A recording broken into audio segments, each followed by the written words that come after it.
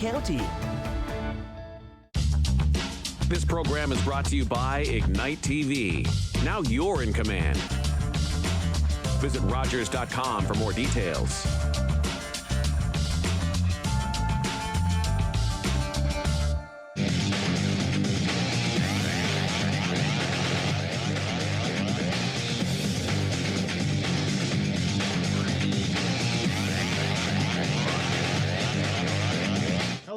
And welcome inside of our own homes here for another episode of Attack Rap. I'm your host, Matt Sanderson. Along with me, we have Attack GM Dale DeGray on the show with me.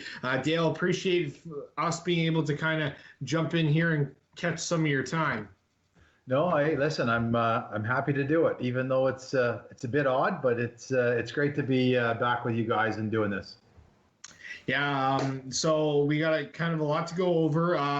We didn't get much opportunity to chat about draft picks overly too much, so we'll kind of just jump right into things here, and we'll start with your first overall draft pick this season for your team. Cedric, do you pronounce it Guindon? Sure. Okay. Sure. All right. So or Guindon, it's, you know what, I'm sure he was just happy for us to call his name. I know that for sure. All right, tell us a little bit about your spot that you're able to pick him, and what kind of an impact player you think he's going to have on this team. Yeah, Cedric is, one of the things you'll probably hear me say about the first few kids anyways is about the maturity level. Both on and off the ice. But Cedric's he's smart, he's fast, he's creative. He's going to really fit into what we're looking for in an offensive forward. And I know he's excited about the opportunity. I know he's putting his time in, albeit as little or as much, I don't know how you look at it, as they possibly can right now with the virus going around, but he's going to be a real good fit for us. Not only moving forward, but I think this year as a 16-year-old, he's mature beyond his years, and he understands what it takes. I'm really looking forward to seeing him, if and when we get back here in September. He knows how to really put pucks in the back of the net too, Dale. He ended up getting 59 points in 41 games last season with the Rockland National, and it seems like he really is one of those types of players that can be a potential game changer down the road. Let's go over to your second pick here with the 37th overall pick. And that was, you picked up Gavin Brian from the Brantford 99ers. In 31 games, he had 14 goals and 26 assists. Tell us a little bit about Gavin, Dale. Yeah, Gavin's he's another mature individual, but what I like about Gavin is he is probably one of the safest picks in the draft. He's accountable all over the ice. He works hard. He's strong on his skates. He's creative, and he's got really good vision. He's a very good passer. I see him as a guy moving forward. It'd be a real good power play, real good penalty kill guy that's going to be able to eat up a lot of minutes going forward. And I don't want to call him mistake-free, but he plays along those lines where he'll be a guy that the coach is going to really appreciates on the bench. At every situation that comes up. All right, this was a pretty good forward-friendly draft for you. Your first three picks are actually forward. With the 57th overall pick, you took forward Lorenzo Bonato. I don't even know if I'm pronouncing that right, but he's from the Toronto Marlboros, and in 33 games last season, Dale, 17 goals, 15 assists. What kind of jumped out to you about Lorenzo here for you to be able to pick him up at the 57th pick? Yeah, listen, Lorenzo is a big, strong, power type forward. Good skills, smart player. I'm going to say that he's probably not going to translate into a high point guy with us in the OHL, but he's very accountable, very smart, and he's a big-bodied guy that I think will have a lot of success playing in the Bayshore. One of the other picks, that we were forgetting here was earlier you actually ended up picking Madden Steen from the Guelph Junior Griffins. He's a defenseman. I heard a little bit about him, too. He seems like he's going to be a good player for you guys on a blue line that, honestly, Dale, let's face it, for the last couple of years has been very good. Your development, or one of your scouts, Sean Lafortune, mentions that he's a two-way defender, and he plays a very simple yet efficient offensive game. And we know how this attack team likes to utilize those defensemen on the offense too.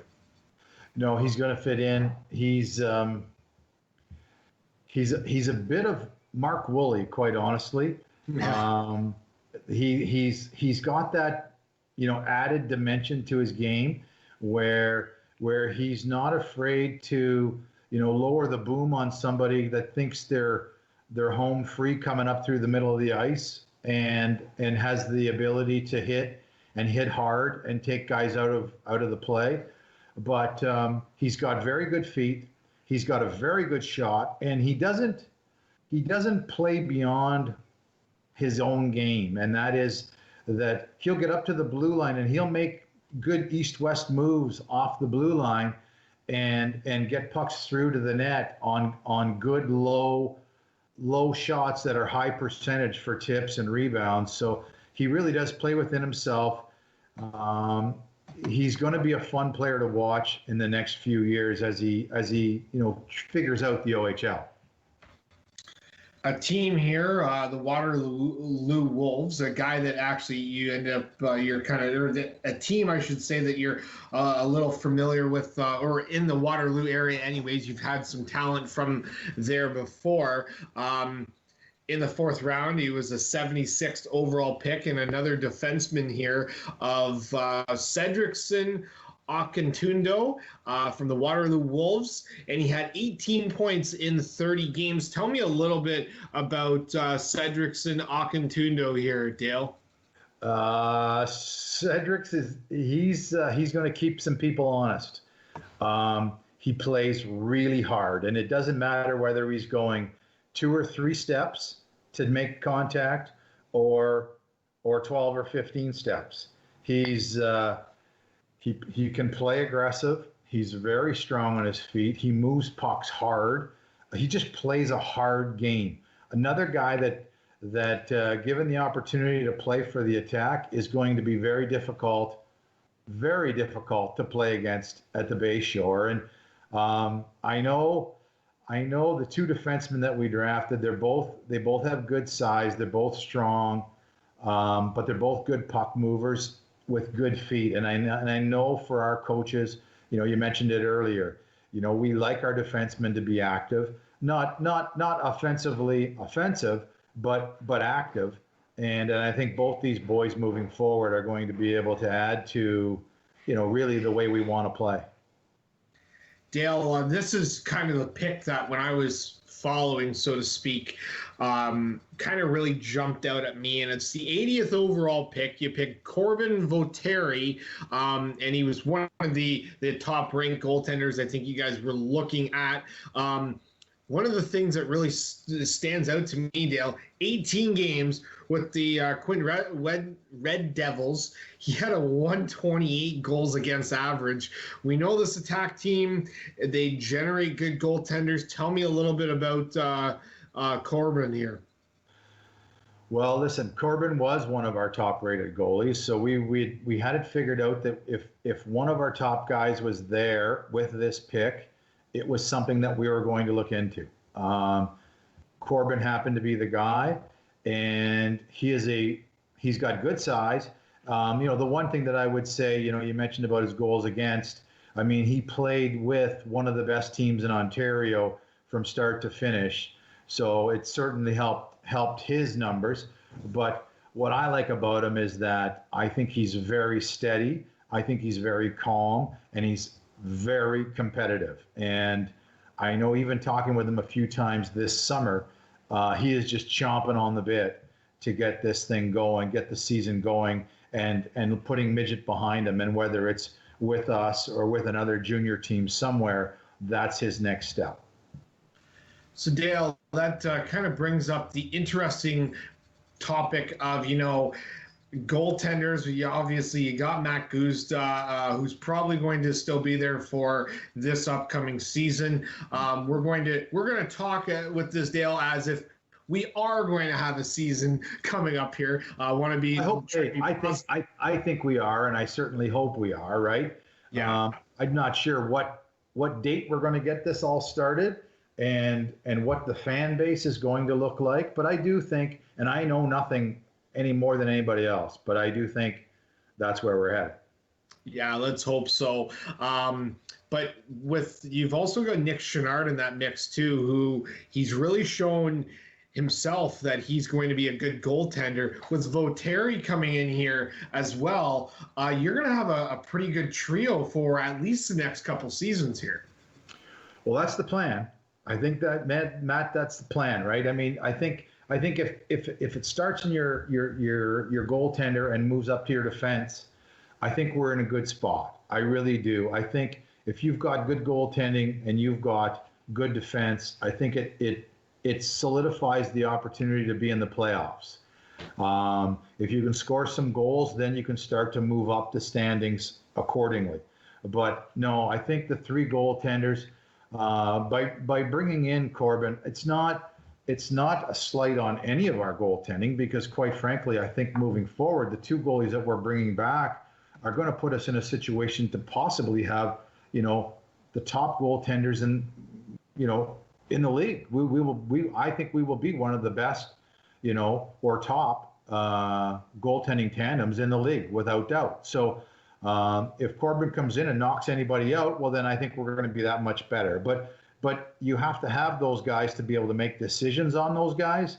And I think right now we have three pretty good goalies moving forward. Absolutely. Dale, tell me a little bit about your 87th overall selection here. This is Isaac Howard. He played for the Shattuck St. Mary's. He had in 38 games. The kid had 64 points, 31 goals, 33 assists. Tell us a little bit about him. Listen, Isaac is a really good player. He really is. He's got great skills. He's got great speed. He's very creative. And, he's one of those players. He's an American player that every once in a while, Matt, you got to take a chance on some of these guys.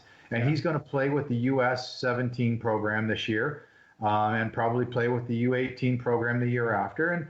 And at that point, he's going to get drafted to the NHL. And then hopefully he will be making a decision, or maybe an NHL team helps him make that decision. But if he's playing in the OHL, he's playing for the Attack. And if he plays for the Attack, I think the fans at the Bayshore are going to really, really appreciate the way he plays. Yeah, he seems like definitely a game changer, and I know we've had these talks before of guys who you've had the rights to, and unfortunately weren't able to be full or come back to the team or whatnot. But it would be really nice to see him join this Attack team going forward. The 90th overall selection in the 5th round, you take Jack Piper from York Simcoe Express. Another forward here. Jack, tell us a little bit about him, Dale, and what really piqued your interest about him to pick him up with this 90th overall pick. You know what? Jack's a real good two-way player. He plays the game hard. I think his best shift is incredibly exciting. He takes the body. He doesn't let anybody off the hook on the forecheck, which I think I really enjoyed watching. Every single game I got to watch him play. Jack was always first in on pucks, making contact, causing turnovers, and really has a nose for scoring, quite honestly. He can put the puck in the net and contribute offensively. So he's a guy. He's a bit of a black or a dark horse for me. And moving forward, I think it's going to be interesting to see where it plays out. All right, so as we get into the sixth round here, you had 2 picks in the sixth round. You had Joey Maldoni, and then you also had Jackson Barnes. Tell us a little bit about them, 110th and 112th overall picks here. Well, I think if Joey comes to camp and plays the game the way he played the playoffs, he's going to make a name for himself this camp. I think he's that good. I think he has the ability. He plays out of Buffalo. I believe his plan B this year is to play Tier 2 hockey. So we'll get a chance to see him playing in Southern Ontario, playing Tier 2 for the Buffalo Junior Sabres. But he's a smaller, skilled, and I say smaller. I believe that he might be 5'11", but he skates a little bit hunched over, and I think his skill set and his skating ability is going to surprise a lot of people. I've already had some GMs in our league tell me that they'd wish that they had the chance to get him. So I really think moving forward, he's going to make a name for himself, and it might even be as early as September or October. All right, well, that'll be somebody interesting to take a look at. Tell us a little bit about another defenseman for you guys, Jackson Barnes. Yeah, Jackson's an interesting character. He has some real good offensive abilities. I think with Jackson, what he needs to really do is sort of less is more. I think he has very good feet. He's a very good skater. He sees the ice. He's got good hands, but he gets himself into some trouble when he tries to be too offensive. And I think if he slows the game down a little bit, and it'll take some time, but if he does, he will be an effective guy moving forward. Listen, Matt, we think we had a really good draft. And I know it sounds like we love every player, but obviously we drafted these guys for reasons. Yeah. But we do. We kept our 18 picks for that reason. We liked the draft. We liked the depth that was in the draft throughout. And we talked about moving some of our picks. But I think last year we had a lot of picks. This year we had more picks. I like what I see moving forward. Are you excited with the group of kids that you got? Obviously, with the picks from last season, the season before, in regards to sending away Suzuki and Dursey and those guys, and you basically replenished the cupboards here, and you got some nice guys last season. 18 picks here. Is there really anybody in this draft class that stands out to you and you kind of think in the back of your head, I can't believe that this kid landed to us? Well, I mean, really, you can go as far as Gavin Brian. I mean, where we got him, we had him rated way higher, way higher. So for him to fall to where we got him, we couldn't believe it. I know there were some teams in our league that couldn't believe we got him where we got him as well. But he would be the one for sure. You know, getting one of our top goalie picks where we got him, you know, I think is fantastic. But really, just the overall depth of the draft, I think, was what we were excited about to try to go into the draft. You listen, once the draft starts, you don't know what you're going to get and what's going to be available, you know, when you're picking. But I think our group, we were prepared. And even though we didn't have the OHL Cup, I think we were prepared with going into the draft. And I think coming out of it, I think we were pretty happy with the players we were able to select. Absolutely. For Attack fans out there, we're not going to go through all 18. We wish that we could. We just simply don't have the time. We only have about 5-6 minutes left of this show. So, Dale, I'm going to quickly jump into the U18s. But for the Attack fans, just letting you know, go to attackhockey.com. In the search bar, just to search 2020 OHL draft picks. You'll see the article by Alan Gibbons there, Attack Add Talent in 2020 class. And that'll give you kind of a rundown of all 18 picks here. But Dale, quickly tell me about these three guys that you picked up in the U18 draft.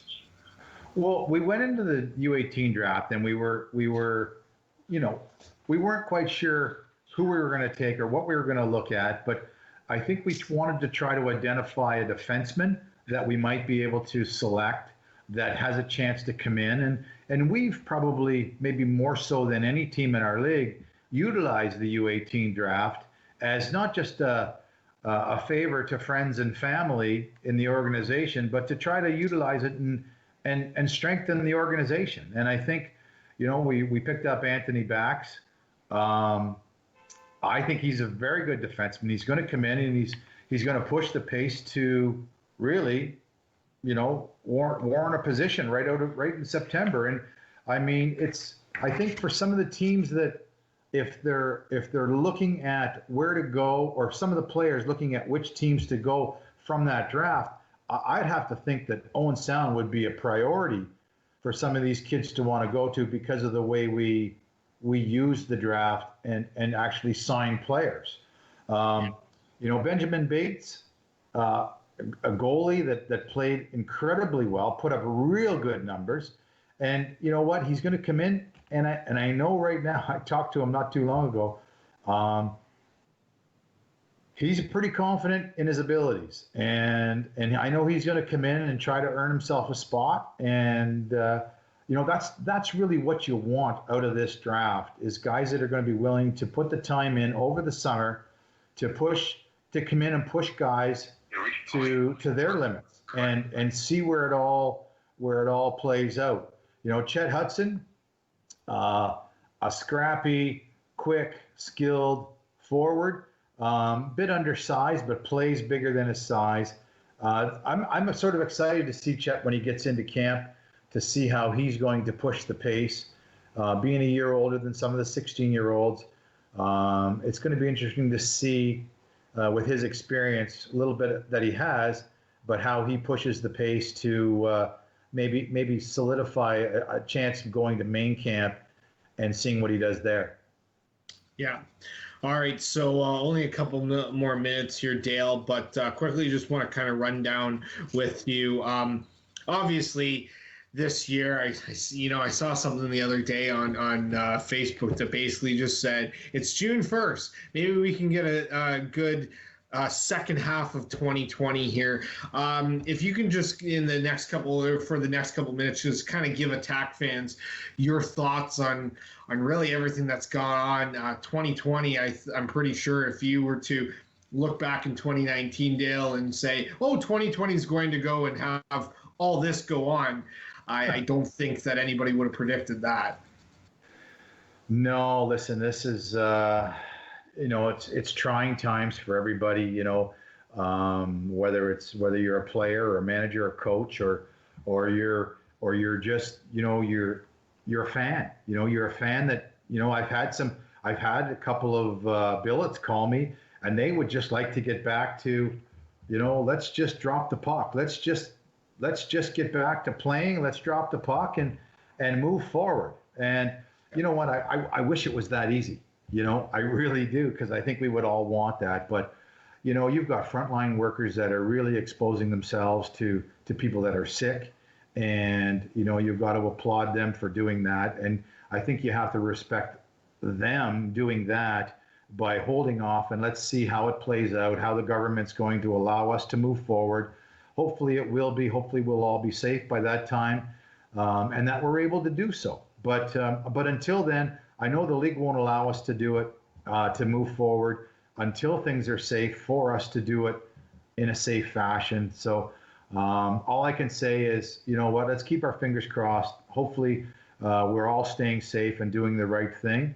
And come September or October, who knows when that's going to be, but I'm sure we're going to have a starting point at some point. I hope it's for 68 games. And I know one thing, we've got some of the best fans in the entire league. I know they will support us, whether it's a 40-game season or a 68-game season, and whether we're starting in September or October or November, I know they're going to be behind us, and I hope it's sooner than later. for us and for all of our fans.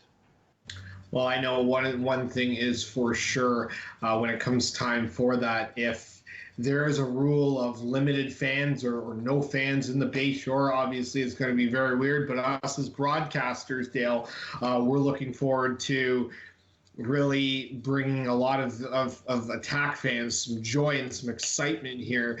Your thoughts quickly on maybe an empty Bayshore, which would be extremely weird and kind of eerie, quite frankly.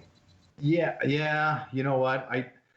I mean, I really haven't thought about playing in front of nobody. I can tell you, my sort of thought would be that you may do a percentage base based on your total number of seats, and I have no information one way or the other, but I could see us starting with 25%, and at some point as we move along, maybe numbers are better and we can move to 50%, and maybe by the end of the season, you're maybe at full capacity, maybe with a vaccine. I don't know. That's my thought.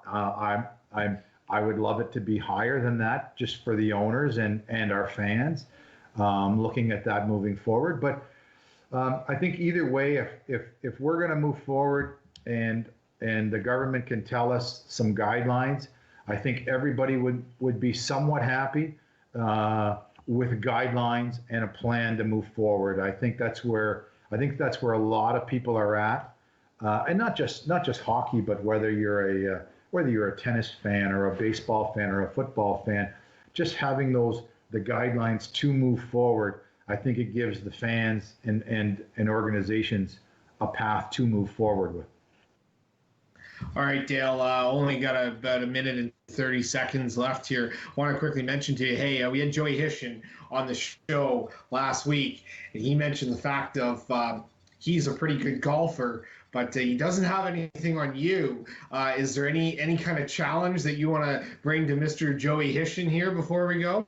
No, the only thing I'm going to do is I'll throw him some props, and I will say that Joey is one hell of a golfer, one of the best golfers I've ever played with. So he's got a little frame, and he's a skinny little runt that has only gained about 6 pounds since he left Owen Sound.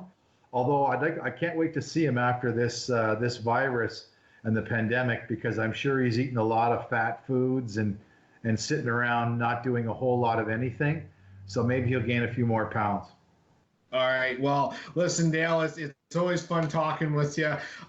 We appreciate all the insight you can give. And we're going to make sure to keep you on the line here, but I'm going to go and sign off because we want to ask you something quickly here. But thanks again for letting us join you, and stay safe, and all the best to you and your family. Matt, yes, stay safe, and anytime if you want to do it again, just give me a call.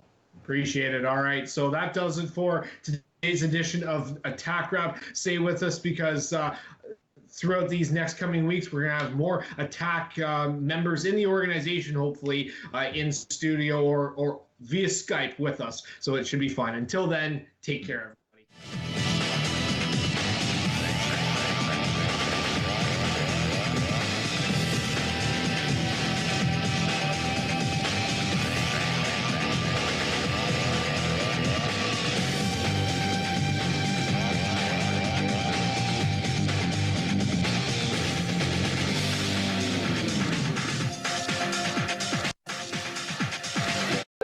Call the Rogers TV viewer response line, email us, or connect with us on social media.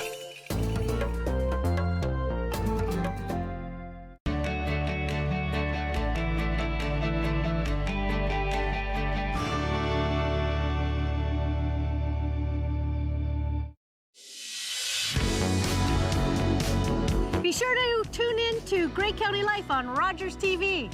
It's your favorite lifestyle magazine show on Rogers TV.